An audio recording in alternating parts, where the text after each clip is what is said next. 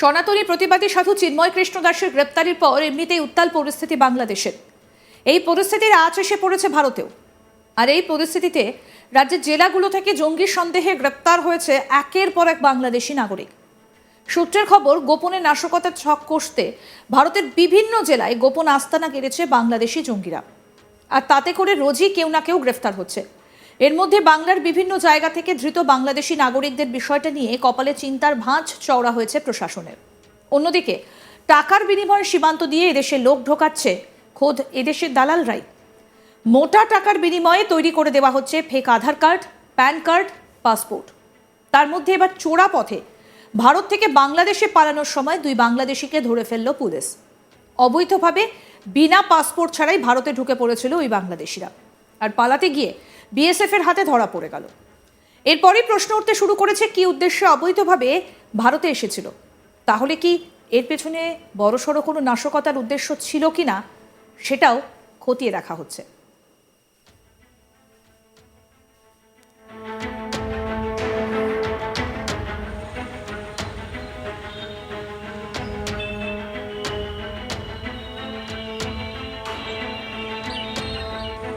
উত্তর 24 পরগনার গাইঘাটা থানার ভারত বাংলাদেশ সীমান্তের আংরাইল এলাকার ঘটনা।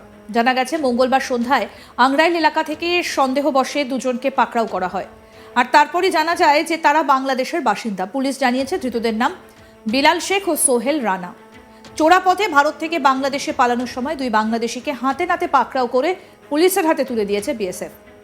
ধৃতদের বাড়ি বাংলাদেশের যশোর জেলায় বলে জানা গিয়েছে। ধৃতদের বনগাঁ মহকুমা আদালতে তোলা হয়েছে বলেই খবর। আমাদের প্রতিনিধি দীপক দেবনাথ কি প্রতিবেদন তুলে ধরেছেন, শুনবো এবার। দেখো, ভারতে অবৈধ অনুপ্রবেশের অভিযোগে 2 বাংলাদেশি নাগরিককে গ্রেপ্তার করেছে গাইঘাটা থানা পুলিশ। মঙ্গলবার দিন সন্ধ্যাবেলায় এই 2 ব্যক্তি অর্থাৎ বিলাল শেখ এবং সোহেল রানা, মাঝবয়সী 2 ব্যক্তি, তারা যখন ভারতে অনুপ্রবেশের চেষ্টা করছিলেন সেই সময় তাদেরকে প্রথমে আটক করে বিএসএফ এবং পরবর্তীকালে তাদেরকে গাইঘাটা থানার পুলিশের হাতে তুলে দেওয়া হয়। এবং গতকালকে এই 2 ব্যক্তিকে বনগাঁ মহকুমা আদালতে তোলা হয়। আমরা যেটা জানতে পেরেছি যে এই 2 ব্যক্তির অর্থাৎ বিলাল শেখ এবং সোহেল রানা, এই 2 জনের বাড়ি হচ্ছে বাংলাদেশের যশোর জেলায়। কিন্তু এখনো বিষয়টি পরিষ্কার নয় যে এই 2 জন কেন অনুপ্রবেশ ঘটেছিলেন, তাদের পিছনে কোনো সন্ধি রয়েছে কিনা, অভিসন্ধি রয়েছে কিনা। কারণ পুলিশ এগুলি তদন্ত করে দেখছে, যদিও তদন্তের স্বার্থে পুলিশ এর বেশি সাংবাদিকদের সামনে কিছু বলতে চায়নি। কিন্তু একটি বিষয় পরিষ্কার, তুমি জানো যে গত 5 আগস্ট থেকে এই অনুপ্রবেশের সংখ্যা কিন্তু অত্যাধিক হারে বেড়ে গেছে, এবং সেটা বিএসএফ এর পরিসংখ্যান হোক বা রাজ্য পুলিশের পরিসংখ্যান হোক, সেই পরিসংখ্যান অনুযায়ী কিন্তু এই বিষয়টি পরিষ্কার হয়েছে। এবং 5 আগস্ট বাংলাদেশের রাজনৈতিক পট পরিবর্তন, শেখ হাসিনার সরকারের পদত্যাগ এবং শেখ হাসিনার ভারতে চলে আসা, পালিয়ে আসা, এই সমস্ত ঘটনার পর থেকে কিন্তু অনুপ্রবেশের সংখ্যা বেড়েছে। এবং সীমান্তবর্তী যে সমস্ত জেলাগুলি আছে উত্তর 24 পরগনা, সেটি এবং বিশেষ করে উত্তর 24 পরগনা জেলার স্বরূপনগর, গাইঘাটা, বনগাঁ বা এই সব যে গোপালনগর, এই সমস্ত যে এলাকা দিয়ে কিন্তু অত্যাধিক হারে অনুপ্রবেশের ঘটনা ঘটছে। এবং বেশ কয়েকটি ঘটনা আমরা দেখেছি যে বিশাল সংখ্যক অবৈধ অনুপ্রবেশের অভিযোগে কিন্তু গ্রেপ্তারও করা হয়েছে।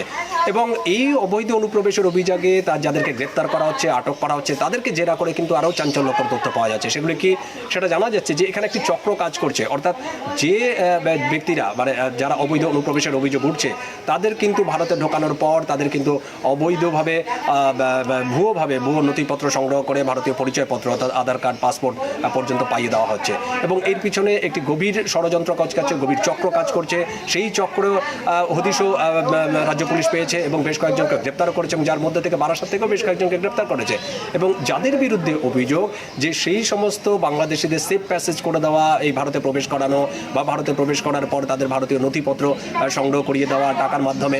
সুতরাং এর পিছনে একটি বড় চক্র কাজ করছে, সেটিও রাজ্য পুলিশের কর্মকর্তারা তারা তদন্তে পেয়েছে।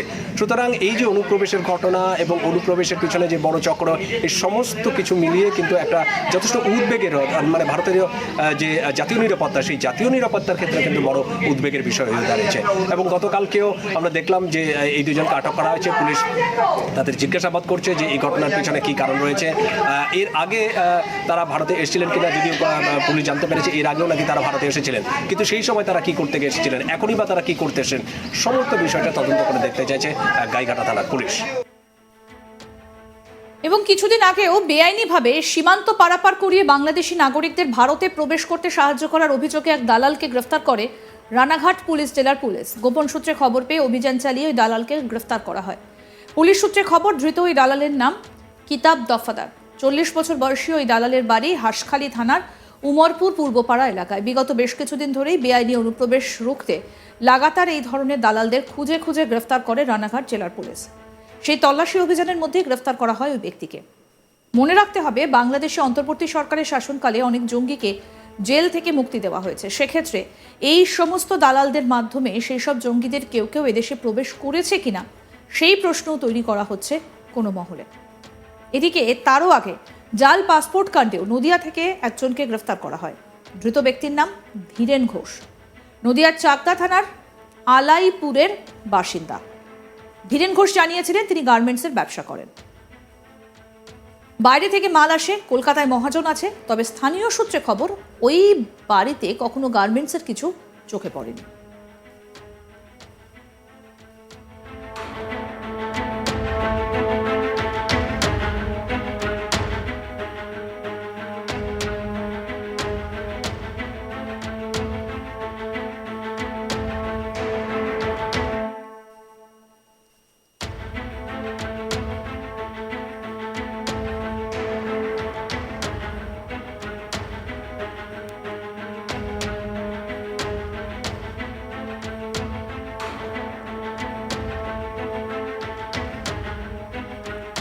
সনাতনী প্রতিবাদী সাধু চিন্ময় কৃষ্ণ দাসের গ্রেপ্তারির পর এমনিতেই উত্তাল পরিস্থিতি বাংলাদেশের। এই পরিস্থিতির আঁচ এসে পড়েছে ভারতেও। এই পরিস্থিতিতে রাজ্যের জেলাগুলো থেকে জঙ্গি সন্দেহে গ্রেফতার হচ্ছে একের পর এক বাংলাদেশি নাগরিক। সূত্রের খবর, গোপনে নাশকতার ছক কষতে ভারতের বিভিন্ন জেলায় গোপন আস্তানা গেড়েছে বাংলাদেশি জঙ্গিরা, আর তাতে করে রোজই কেউ না কেউ গ্রেফতার হচ্ছে। এর মধ্যে বাংলার বিভিন্ন জায়গা থেকে ধৃত বাংলাদেশি নাগরিকদের বিষয়টা নিয়ে কপালে চিন্তার ভাঁজ চওড়া হয়েছে প্রশাসনের। অন্যদিকে টাকার বিনিময়ে সীমান্ত দিয়ে এদেশের লোক ঢোকাচ্ছে খোদ এদেশের দালালরাই। মোটা টাকার বিনিময়ে তৈরি করে দেওয়া হচ্ছে ফেক আধার কার্ড, প্যান কার্ড, পাসপোর্ট। তার মধ্যে এবার চোরা পথে ভারত থেকে বাংলাদেশে পালানোর সময় 2 বাংলাদেশিকে ধরে ফেলে পুলিশ। অবৈধভাবে বিনা পাসপোর্ট ছাড়াই ভারতে ঢুকে পড়েছিল ওই বাংলাদেশিরা, আর পালাতে গিয়ে বিএসএফ এর হাতে ধরা পড়ে গেল। এরপরই প্রশ্ন উঠতে শুরু করেছে, কি উদ্দেশ্যে অবৈধভাবে ভারতে এসেছিল? তাহলে কি এর পেছনে বড়সড় কোনো নাশকতার উদ্দেশ্য ছিল কিনা সেই বিষয়েও খতিয়ে দেখা হচ্ছে।